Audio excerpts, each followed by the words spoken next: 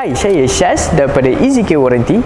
EasyCare ditubuhkan pada akhir 2016 dan mula beroperasi sepenuhnya pada awal 2017. Okey, kami merupakan penyedia aftermarket warranty untuk kereta import yang terpakai. Pada mulanya, pejabat kami bertapak di Subang Bestari, Shah Alam, tapi kita telah berkembang ke seluruh negara dan memiliki cawangan di seluruh negeri termasuk Sabah dan juga Sarawak. Dengan lebih daripada 40,000 polisi yang telah dikeluarkan, kini kita memperluaskan lagi program yang memperkenalkan iaitu motorcycle warranty, iaitu ditubuhkan pada Ogos 2018. Selang beberapa bulan kemudian kami melancarkan mobile service unit kami iaitu door-to-door service yang merangkumi area Lembah Kelang dan Johor Bahru. Kami telah membuka bengkel pertama kami di ECW Garage pada November 2019 di Sungai Chua, Kajang, iaitu memudahkan kepada pelanggan kami untuk membuat servis pembaikan pulih di situ. Pada Mac 2021 kami membuka outlet terbaru iaitu ECW Tyres and Sport Rim di Bandar Teknologi Kajang, iaitu untuk penjualan sport rim dan juga tayar bagi semua jenis kenderaan. Atas growth of demand, pada Oktober 2021 kita melancarkan plan warranty untuk supercar. Dan juga pada Jun 2022 kami telah melancarkan mobile apps kami. Dalam masa yang sama, menjadikan kami penyedia aftermarket warranty yang pertama yang melakukan pendigitalan. Dengan matlamat kami menyediakan perkhidmatan selepas jualan yang terpantas bagi pemegang polisi kami. Tidak lupa juga pada Julai 2022 kami memperkenalkan plan EV kami, iaitu plan EV warranty untuk semua jenis kereta EV yang berada di pasaran Malaysia. Demikianlah sedikit sebanyak mengenai info EasyCare Warranty. We care and we protect. Hai, saya Olivia. Insentif pemilikan EV yang diumumkan dalam bajet 2022 membuka lebih banyak peluang pelaburan hijau yang baru. Insentif EV mampu menyokong pelaksanaan plan pembangunan mobiliti rendah karbon serta membantu meningkatkan indeks kualiti udara negara. Ketika Kementerian Kewangan membentangkan bajet 2022, kerajaan bercadang untuk memberikan pengecualian sepenuhnya ke atas duty import, duty excess dan cukai jualan bagi kenderaan EV untuk menyokong pembangunan industri EV tempatan. Kerajaan menyasarkan sebanyak 10,000 stesen pengecas kenderaan EV di Malaysia menjelang 2025 di bawah Pelan Pembangunan Mobiliti Rendah Karbon 2021-2030. Selain itu, antara usaha-usaha MITI termasuk penubuhan pasukan petugas EV yang turut dianggotai kementerian, agensi dan pihak swasta berkaitan bagi menambah baik strategi sedia ada serta merangka strategi baru bagi memperkukuhkan pembangunan industri EV di Malaysia. Pembangunan standard berkaitan industri EV seperti sistem pengecasan, aktiviti pelupusan bateri, penukaran bateri, pengecasan tanpa wayar dan lain-lain. Turut diberikan perhatian bagi memastikan teknologi EV diguna pakai dan dibangunkan dalam negara adalah seragam, selamat dan berkualiti. Hai, saya Syah. Penggunaan kereta elektrik atau EV semakin popular di masa kini. Ini disebabkan EV kurang menghasilkan pencemaran berbanding kereta yang menggunakan petrol dan ianya lebih mesra alam. EV adalah kereta yang dikuasakan oleh motor elektrik berbanding dengan kenderaan yang menggunakan enjin petrol biasa. Jika dilihat dari pandangan kasar, korang mungkin tidak akan dapat membezakan itu kereta EV atau tidak. Apabila korang pandu kereta EV, korang akan sedar perkara pertama adalah kereta ini lebih senyap.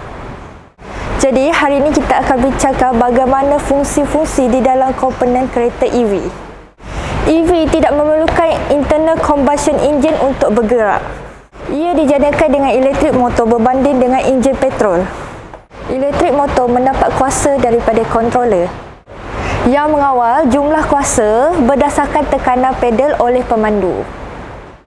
EV menggunakan tenaga yang disimpan di dalam rechargeable battery yang boleh dicas semula sama ada di rumah atau di EV charging station.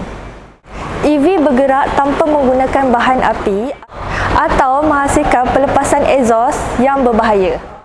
Bagaimana EV berfungsi? EV adalah sama seperti kereta automatik. Ia mempunyai reverse mode dan forward mode. Bila korang masuk gear dan tekan pada pedal, kuasa ditukarkan dari DC di bateri kepada AC di elektrik motor. Pedal accelerator akan menghantar signal kepada controller yang melaraskan kelajuan dengan menukarkan frekuensi kuasa AC dari inverter ke motor. Kuasa dari motor ini akan menggerakkan tayar EV tersebut. Bila pedal brake ditekan atau EV diperlahankan, motor tersebut akan menjadi alternator dan akan menghasilkan kuasa yang akan dihantar semula ke bateri. Hai, Assalamualaikum. Saya Ahmad Riri daripada EasyCare Warranty. Di sini saya nak ceritakan tentang komponen-komponen utama EV dan fungsi dia.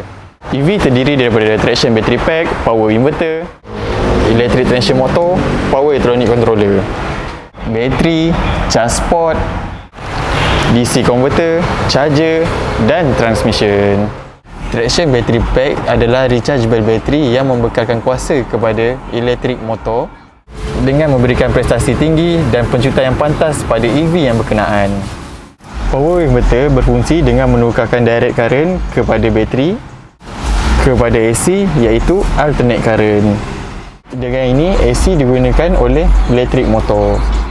Electric traction motor berfungsi dengan memutarkan transmission dan tayar dengan menggunakan kuasa daripada traction battery pack. Auxiliary battery membekalkan tenaga elektrik untuk menggerakkan aksesori EV seperti infotainment system. Charge port membolehkan EV untuk menyambung bekalan elektrik luaran kepada traction battery pack. DC to DC converter berfungsi dengan menukarkan voltan DC yang tinggi daripada traction battery pack kepada voltan DC yang rendah yang diperlukan oleh aksesori untuk mencaskan auxiliary battery. Charger adalah peranti pengecas bateri yang mendapatkan elektrik daripada sumber luar. Terdapat dua jenis charger EV.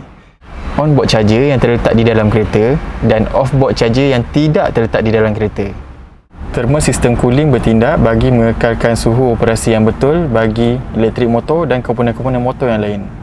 Transmission pula bertindak bagi memindahkan kuasa mekanikal dari electric traction motor untuk menggerakkan tayar.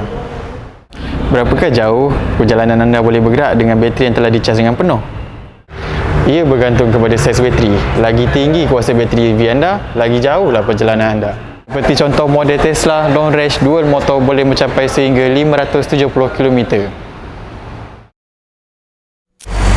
Hai, saya Ayu dari EasyCare Warranty. Berapa lama masa diambil untuk mengecas sesebuah EV itu? Bagi slow charging yang dinilai 3 kW, kebiasaannya akan dicas semalaman.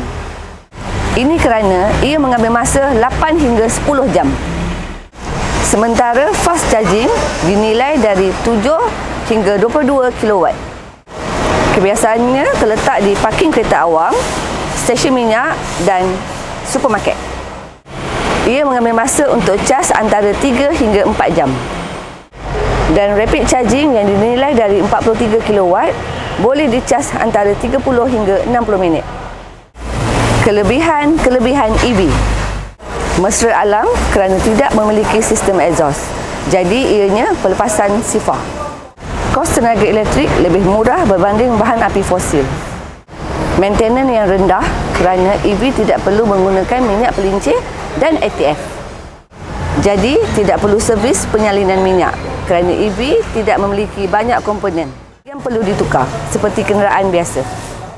Prestasi berkualiti tinggi. EV dikenali umum kerana bergerak dengan senyap. Dan ini mengurangkan pencemaran bunyi dan memberikan pemanduan yang lebih selesa. Assalamualaikum, saya Afiq. Okey, hari ini saya bawakan sebuah kereta elektrik antara yang berada di pasaran Malaysia yang dikeluarkan oleh Mercedes-Benz, iaitu EQC 400 4MATIC.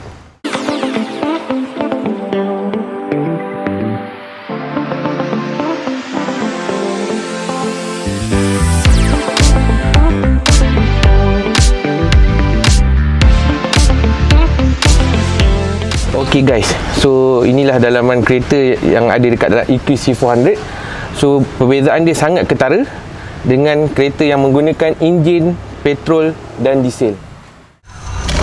Okey guys, korang tahu tak apa komponen penting yang menggerakkan sesebuah kereta elektrik? Okey, yang pertama onboard charger. Okey, yang kedua high voltage lithium ion battery. Dan yang terakhir drive unit ataupun drive motor. Okey guys, 3 komponen ni yang sangat penting yang perlu ada untuk menggerakkan sesebuah kereta elektrik. Korang mesti tertanya-tanya kan, kalau korang beli kereta elektrik ni, macam mana dengan waranti dia? Jangan risau, hanya di EasyCare Warranty saja yang mempunyai plan waranti yang betul-betul melindungi kereta elektrik anda. Okey guys, ketiga-tiga komponen penting yang saya sebutkan tadi semuanya berada dalam plan EasyCare Warranty. Jap. Okey, korang nak tahu tak macam mana EasyCare Warranty mewarantikan kereta ni? Okey, jom ikut saya pergi diagnose kereta ni.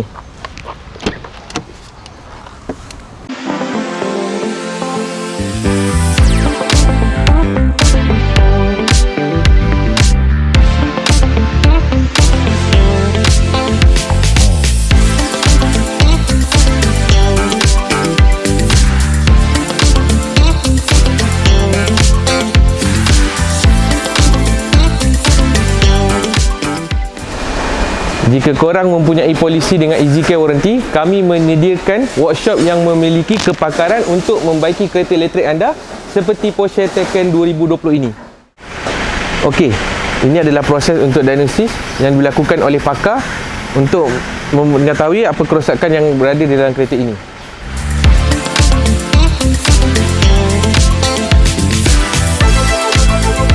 Okey, ini adalah tempat di mana komponen-komponen kereta elektrik akan dibaiki. Okey guys, so sekarang kita berada di ECW Garage. Jom saya tunjukkan macam mana nak diagnose kereta EQC 400 ni.